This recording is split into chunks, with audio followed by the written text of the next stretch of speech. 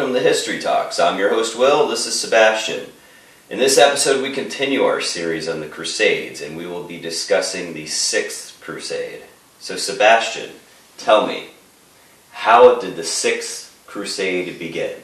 Well, the Sixth Crusade, also known as Frederick's Crusade, all started with the Holy Roman Emperor Frederick II. Frederick was widely known, by the nobility at least, as a great emperor. His empire stretched from Sicily all the way to Denmark, and from Burgundy all the way to Poland. And, however, one of his goals was to consolidate Italy, which inevitably ran into conflicts with the papal state, because the Pope was supposed to control the city of Rome and the rest of the region of Romagna. So, he ran into several conflicts with the Pope over this central Italian territory. He also really wanted to live up to the Roman part in his title of Holy Roman Emperor. So in addition to, controlling Germany, he wanted to, as before mentioned, consolidate Italy, but also gain more control of the Mediterranean. So, in 1225, Frederick II marries a Jerusalemite princess named Isabella II, more commonly called Yolande for some reason. And that same year, she inherits the Kingdom of Jerusalem, in effect becoming the Queen of Jerusalem. Okay.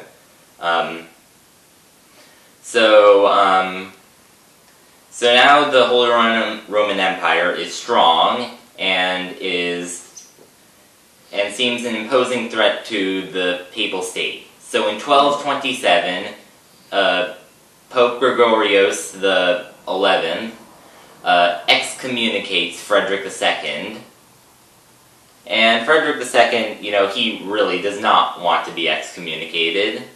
So in 1228, he organizes a crusade. Now, this is the first crusade to not be officially papally sanctioned. Okay.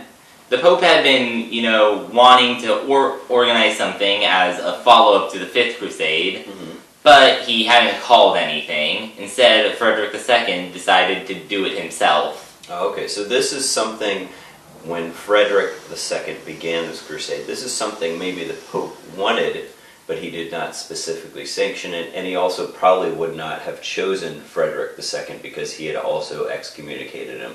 Yes. But Frederick II wanted to organize this to get back in the good graces of the Pope. Was that his goal? Yes. Okay. So, in 1228, he gathers all the lords of the Holy Roman Empire and sets sail for the Kingdom of Jerusalem. He lands in Acre, where the bishop is taking the side of the Pope and does not really like Frederick and refuses to give him supplies. But Frederick carries on, and eventually he finds the Ayyubids, the Ayyubids are dealing with a large-scale rebellion in the province of Syria. So the Ayyubids, they don't really want to fight right now. Now, Frederick II is a very smart man, and also a very cultured man. He speaks a lot of languages, and one of those languages is Arabic. So he is able to get a personal meeting with the Ayyubid Sultan and discusses with him in his native tongue negotiations. And here's the tricky thing: Frederick II actually manages to make his army look a lot bigger than it actually is. He overhypes the strength of his army. He shows the best troops first. Even though his army is not that big, he pressures the Ayyubids, who, once again, are dealing with the revolt in Syria, to open negotiations for the transference of land to the Kingdom of Jerusalem, which at this point is part of the Holy Roman Empire. And eventually they reach an agreement one that shocks the rest of Europe in how successful it is for the Christians. Because the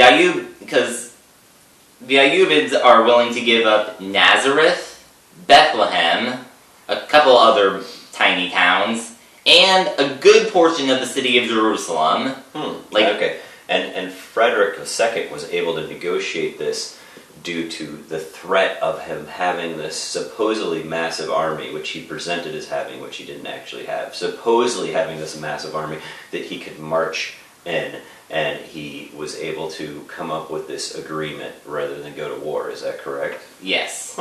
Interesting. So, and they give up most of the city, however, they refuse to give up the Temple Mount, which is where all of the holy sites that the Muslims care about is. It's also where the Western Wall is, for perspective. Okay, and is that important to Frederick?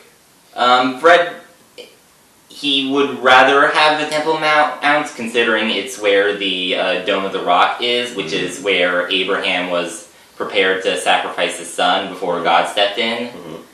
But this agreement was good enough. He had the city, or the new city of Jerusalem anyway. Okay. And he had Bethlehem and Nazareth, which are also holy sites. So, seems like a win to him. Yeah. So he signs this agreement.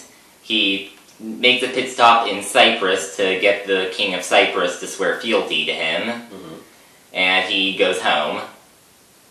Wow. Yeah. So he doesn't fight any battles. Yeah. He just presents his army as being more powerful than it actually is. Yeah. He uses that as a threat, goes in and negotiates, and gets a great deal negotiating, and then marches home. Yeah. It's also important to note that, remember, he speaks Arabic. He's able to pick up on some of the cultural nuances, and so he's not going through a translator. Yeah. I'm assuming in other Crusades they had to have a translator there, and there could be things lost in the translation. But he is very intelligent. He understands strategy. He understands different cultures. He's able to come in and use that to his advantage to negotiate the best deal. Yes. That's great. And the rest of Europe, especially the nobility of Europe, is impressed by this. Yeah. The Pope he's glad that Jerusalem is back, but he doesn't like that Frederick did this by himself. He doesn't like that Frederick didn't go to the Pope and say anything. Not to mention in that he stopped on the way to deal with Cyprus. Okay, so the Pope is worried that either whether it's envy or he's worried that it's a threat to his power, right? That he is not able to control what Frederick does. The nobility likes Frederick for obvious reasons. It's very impressive what he did. So what does the Pope then do? The initial response is to present this as a personal ploy by Frederick. He just wanted... See, he didn't get the temple now. He just wanted Jerusalem because the Kingdom of Jerusalem is kind of part of the Holy Roman Empire now. Okay. But eventually, Frederick II is like, hey, you know how we've been warring over Central Italy? I got Jerusalem, which is an impressive and very Christian thing to do, and I've got a decent amount of land in Central Italy. How about we just agree to a peace treaty that says I will stop going to war with you over Rome and Romagna, and you lift your excommunication. And the Pope, he begrudgingly agrees. Wow. So Frederick II has some, he really understands how negotiation works. He really understands how to use leverage. He uses it not only in the Crusade to gain territory without even fighting a battle, right? In some of our previous episodes, we discussed how there were these Crusades, there were some very bloody battles, there were significant losses, and they would go back and forth. Maybe they'd have some wins, some losses, but they weren't getting anywhere. In this case, he didn't even fight a single battle. Yeah. Just went in there, very strategic, came out with a whole bunch of gains, then came back, had, what are we going to call this, conflict between him and the Pope. Yeah. And he was able to use his leverage to negotiate a settlement there as well. Yeah. So that's really nicely done. That's a I mean, did anything else happen in this crusade, or was it really that simple? Was Frederick II went in, Yeah, Sixth got his Crusade job was done, quite. came out? Yeah, Sixth Crusade was quite simple. The main thing that happened, however, there's one thing I've left out, and that is that part of the agreement was that there would be no fortifications in the city of Jerusalem. So this led to just 15 years later, the Turks come in and take the city again. Okay, I see. So he was able to negotiate it for at least 15 years, but he wasn't able to negotiate a good defense, a good long-term defense strategy for his holdings. Okay. What about some of the other territory that he gained? Was he able to defend that? For a short while, but eventually he died. Okay. Okay. So it remained defended as long as he was alive, but once he was gone, it was taken over then. From what I understand. Okay. Yeah. So he was.